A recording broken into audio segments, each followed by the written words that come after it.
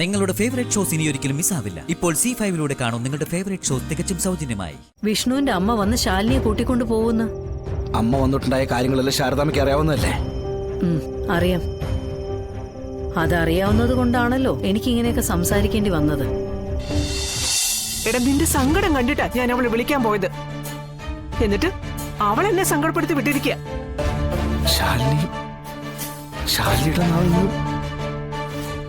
എനിക്കവിടെ എന്താ നടന്നതെന്ന് അറിയണം. ഇക്കാര്യത്തിൽ ഞാൻ തന്നെ തീർപ്പുണ്ടാക്കിയോളാം. വിഷ്ണു, ദേ കാര്യങ്ങൾ അറിയാതെ എടുത്തിയാടിയൊന്നും ചെയ്യരുത്. ഒരു വാശി കെടുത്തിയാടിയാലേ 9 ചാട്ടം ചാടിയാലും പിന്നെ എന്തൊരു മോചനം ഉണ്ടായെന്ന് വരത്തില്ല. തെറ്റ് നിന്റെ അമ്മയുടെ ഭാഗത്ത് തന്നെ. സത്യമോളെ അനാഥാലയത്തിൽ കൊണ്ടാക്കാൻ പറഞ്ഞാലേ ഏതമ്മയ്ക്കാടാ സഹിക്കാൻ പറ്റുന്നേ? ഏത് മുത്തശ്ശിക്കാടാ അത് ഉൾക്കൊള്ളാൻ പറ്റുന്നേ? പപ്പിമോളെ ഏതെങ്കിലും വീട്ടിൽ കഴിയാൻ വിടണമെന്ന് പറഞ്ഞാൽ രോഹിത് സമ്മതിക്കുവോ? ശ്യാമ സമ്മതിക്കുവോ? ഇല്ലല്ലോ.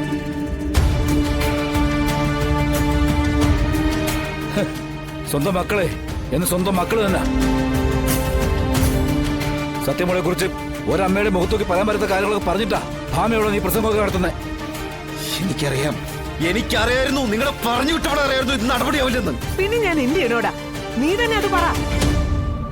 ശാലിനിക്കൊപ്പം ആ സത്യം ഉണ്ടാവൂന്ന്. എടാ, വല്ലവനുണ്ടായ കൊച്ചിനൊക്കെ നമ്മൾ ചെലവിന് കൊടുക്കണമെന്ന് പറയാൻ ഒരാൾക്ക് അവകാശം ഇല്ലടാ. ഇല്ലെങ്കിൽ അവള് സത്യം പറയട്ടെ, ആ കുഞ്ഞിന്റെ അച്ഛൻ ആരാണെന്ന്. സത്യമേ, നിങ്ങൾ ഈ പാപമൊക്കെ എവിടെ കൊണ്ട് കഴുകിക്കളയും? നിങ്ങളുടെ മകന്റെ കുട്ടി തന്നെയാ സത്യ. പപ്പിമോളും വിഷ്ണുവേട്ടന്റെ കുട്ടി തന്നെയാ. എന്റെ ജീവിതം തകരുമെന്ന് പേടിച്ച് എന്റെ കുഞ്ഞേച്ചി ആ രഹസ്യം മനസ്സിൽ സൂക്ഷിക്കുക. സ്വന്തം പേരക്കിടാവിനെയാ സത്യമേ നിങ്ങള് അനാഥാലയത്തിൽ കൊണ്ടാക്കാൻ വാദിച്ചുകൊണ്ടിരിക്കുന്നെ. വിഷ്ണു, നിന്റെ അമ്മയ്ക്ക് മനുഷ്യനോട് സംസാരിക്കാൻ അറിയത്തില്ല, പെരുമാറാനും അറിയത്തില്ല. അഹങ്കാരം അഹന്തയും കൊണ്ട് ആര് വേണമെങ്കിലും വഴക്ക് പറയാനും ആർക്കെതിരെ വേണമെങ്കിലും ആരോപണം ഉന്നയിക്കാനും കഴിവുണ്ടെന്നുവേ അല്പ സ്വാധീനമുണ്ടെന്നുള്ള അഹങ്കാരമാ. ഭാമേ, ഇതൊക്കെ നിനക്ക് ദോഷമേ ചെയ്യൂ. ഓ, അത് ഞാനങ്ങ് സഹിച്ചു. ഓ, എന്റെ മകന്റെ ജീവിതത്തിലേക്ക് മറ്റൊരാളുടെ കുഞ്ഞിനെയും കൊണ്ട് ശാലിനി വരില്ല. അത് തീരുമാനിച്ച ഞാനാണെങ്കിൽ അത് ഞാൻ നടപ്പിലാക്കിയിരിക്കും. അമ്മേ, ഞാൻ ഒന്ന് ചോദിച്ചോട്ടെ? കാര്യങ്ങളെല്ലാം അമ്മയ്ക്ക് അറിവുള്ളതാണല്ലോ അല്ലേ? സത്യയുടെ വിഷയം സംബന്ധിച്ചുള്ള ചോദ്യം, അതിന്റെ ഉത്തരം എനിക്ക് അറിയേണ്ടതായിട്ടുണ്ട്. അതുകൊണ്ട് തന്നെ ശാലിനി എന്റെ ഒപ്പം ഇവിടെ വേണം. അവളിവിടെ വരട്ടെ, എന്നാലേ എന്നെ ശരിയാവുള്ളൂ. വിഷ്ണു, അപ്പോ എന്നെ ധിക്കരിച്ച് എന്റെ മകൻ തീരുമാനങ്ങൾ എടുക്കാറായി അല്ലേ? ഇതിൽ ധിക്കാരത്തിന്റെ അഹങ്കാരത്തിന്റെ കാര്യങ്ങളൊന്നുമില്ല. ശാലിനി ഇല്ലാതെ വിഷ്ണുവിന് ഒരു ജീവിതം ഇല്ല. അതുകൊണ്ട് ഞാൻ ശാലിനിയെ പോയി വിളിച്ചോണ്ട് വരാൻ പോവാ. അത് കൂടുതൽ പ്രശ്നങ്ങളിലേക്ക് കൊണ്ടെത്തിക്കും. എടാ, അമ്മ പറയുന്നത് കേട്ടില്ലെങ്കിൽ വരും വരായികൾ അനുഭവിക്കുന്നത് നീ തന്നെയായിരിക്കും. ഓ, അനുഭവിച്ചോളാം. ഇത്രയും നാൾ എന്റെ ജീവിതത്തിൽ നടന്നു പിന്നെ നല്ല നല്ല കാര്യങ്ങളായിരുന്നല്ലോ. എനിക്കിനി അതുപോലെ പോയാൽ പോരാ. എനിക്ക് എന്റെ ഈ ജീവിതത്തിന് ഒരു അർത്ഥം ഉണ്ടാവണം. എന്നെ മുകളിലേക്ക് എടുക്കുമ്പോഴേ അലമുറയിട്ട് കരയാൻ ആരെങ്കിലൊക്കെ വേണം.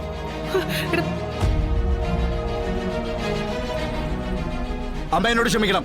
ശാലിനി ഞാൻ കൊണ്ട് കൂട്ടിക്കൊണ്ടുവരാൻ പോവാ. ഇനിയും ഞാൻ ഇങ്ങനെ ഒരു തീരുമാനം എടുത്തില്ലെങ്കിലേ എനിക്ക് നഷ്ടപ്പെടുന്നത് എന്റെ ജീവിതം തന്നെയാ.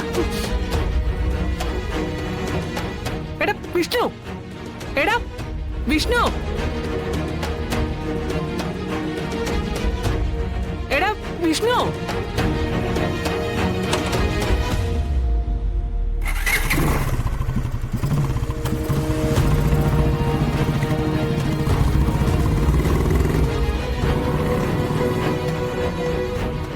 ഇങ്ങ് വിളിച്ചോണ്ട് വരട്ടെ. ഇന്ന് ഇവിടെ ഒരു തീരുമാനം ഉണ്ടാവും. ഈ വീട്ടിൽ ഞാനോ ശാലിനിയോ അതാരാണെന്ന് ഞാനിന്ന് പറയിപ്പിക്കും. ഇവിടെ പിന്നെ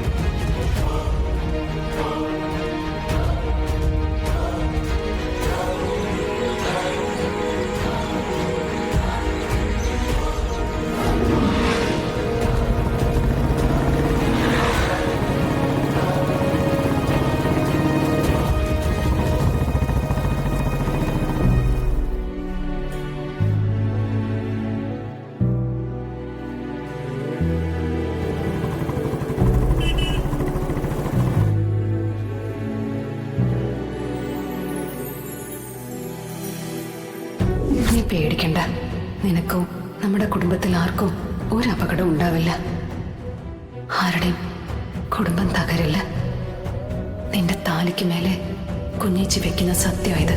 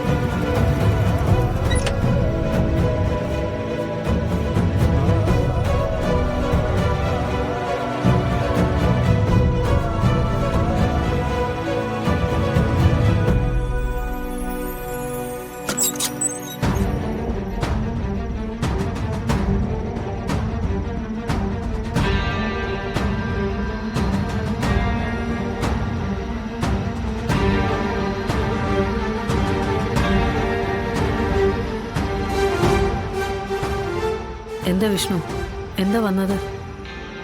ശാരദമ്മ, ഞാൻ ശാലിനിയെ കൂട്ടിക്കൊണ്ടുപോകുമെന്നാ. അങ്ങനെയല്ലല്ലോ വിഷ്ണു ഇവിടെ നിന്ന് പറഞ്ഞിട്ട് പോയത്.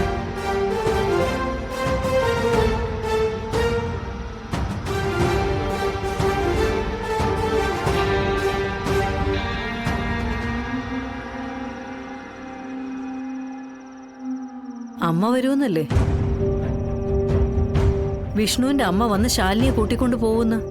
അമ്മ വന്നിട്ടുണ്ടായ കാര്യങ്ങളെല്ലാം ശാരദാമ്മയ്ക്ക് അറിയാവുന്നതല്ലേ? അറിയാം. അതറിയാവുന്നത് കൊണ്ടാണല്ലോ എനിക്കിങ്ങനെയൊക്കെ സംസാരിക്കേണ്ടി വന്നത്. വിഷ്ണുവിന്റെ കാര്യത്തിൽ സത്യാമ്മ കാണിക്കുന്ന സ്വാതന്ത്ര്യവും സ്വാർത്ഥതയും ഇവളുടെ കാര്യത്തിൽ എനിക്കും കാണിക്കാതിരിക്കാൻ പറ്റില്ലല്ലോ. ഇനിയും അവളെ ആ വീട്ടിലേക്ക് കൊണ്ടുപോയി കണ്ണീര് കുടിപ്പിക്കാൻ ഞങ്ങൾക്ക് താല്പര്യമില്ല. ഗോപാലേട്ടനും അത് തന്നെയാ പറഞ്ഞിട്ട് പോയിരിക്കുന്നത്. ഓരോ സമയത്ത് ഓരോ സ്വഭാവ വിഷ്ണുവിന്റെ അമ്മയ്ക്ക്. അത് പറഞ്ഞു ബോധ്യപ്പെടുത്താൻ വിഷ്ണുവിനും സാധിക്കുന്നില്ല.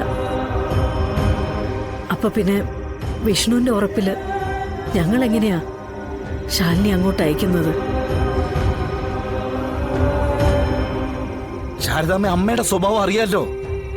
അവർക്ക് ചെറിയൊരു കാര്യം മതി. പക്ഷെ കാര്യങ്ങൾ നേരെവണ്ണം ബോധ്യപ്പെടുത്തി കൊടുക്കാൻ ഇവൾക്കും പറ്റുന്നില്ലല്ലോ.